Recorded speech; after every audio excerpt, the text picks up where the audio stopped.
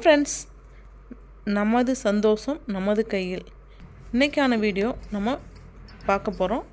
இன்றைக்கி ஒரு தலைமுடிக்கான ஒரு வீடியோ தான் பார்க்க போகிறோம். தலைமுடி ரொம்ப அதிகமாக கொட்டிக்கிட்டே இருந்துச்சுன்னா நீங்கள் இந்த மெத்தடை ஃபாலோ பண்ணிங்கன்னா கண்டிப்பாக ஒரு முறைக்கு 2 முறை போட்டிங்கனாவே இந்த முடி கொட்டுறது பாதியாக ஆயிரும்.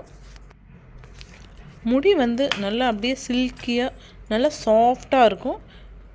இந்த மாதிரி பண்ணுங்கள். அதோட முதல்ல முடியை நம்ம தலை தேய்ச்சி குளிக்கிறதுக்கு முன்னாடி ஒரு டைம் நல்லா சிக்கு இல்லாமல் சீவி எடுத்துக்கலாம். சீவி எடுத்துகிட்டு நம்ம தலை தேய்ச்சி குளித்தோம்னாலே கொஞ்சம் முடி கொட்டுறது கம்மியாயிரும். நம்ம இதை சேர்த்தோம்னா ரொம்ப நல்லது. இது வேறு ஒன்றுமே இல்லைங்க, நம்ம வீட்டில் வடிக்கிற கஞ்சி தண்ணி தாங்க. சாதம் வடிப்பாங்கள்ல அந்த தண்ணி தாங்க. அதை வேஸ்ட்டாக கீழே கொட்டுவோம். அந்த தண்ணியை எடுத்துகிட்டு நீங்கள் உங்களுக்கு எவ்வளோ ஷாம்பு தேவையோ அந்த ஷாம்பு இதில் போட்டு நல்லா கலந்துக்குங்க. எந்த ஷாம்பு வேணாலும் சேர்த்துக்கலாம். சேர்த்துட்டு நீங்கள் நல்லா கலந்துட்டு அப்படியே எடுத்து தலையில் தேய்ச்சிக்கலாம். நீங்கள் டைரெக்டாக ஷாம்பை தலையில் தேய்ச்சிங்கன்னா கண்டிப்பாக முடி நிறைய கொட்டும். அதோட அது ரொம்ப ட்ரையாக கூட ஆயிரும் முடியெல்லாம்.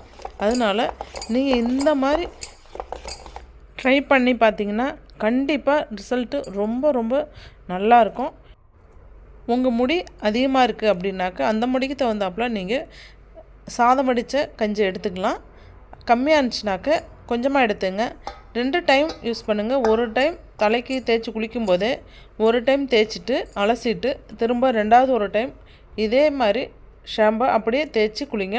அதனால் இது கொஞ்சம் சாதம் வடித்த கஞ்சி அதிகமாகவே தேவைப்படும்.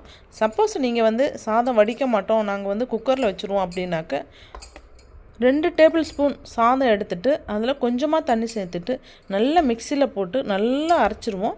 அரைச்சிட்டு அதுக்கப்புறம் உங்களுக்கு எவ்வளோ தண்ணி தேவையோ அதை கொஞ்சம் நல்லா தண்ணியாட்டம் கலந்துக்குங்க. அப்போ தான் இந்த ஷாம்பு சேர்க்குற போது கொஞ்சம் நல்லா நுரையோட நல்லா கலந்து வரும். இந்த சாதம் வடித்த கஞ்சியில் நம்ம ஷாம்பு போட்டு தேய்க்கிறதுனால கண்டிப்பாக ஷாம்போட வாசம் மாறவே மாறாது. கண்டிப்பாக அது அப்படியே தான் இருக்கும்.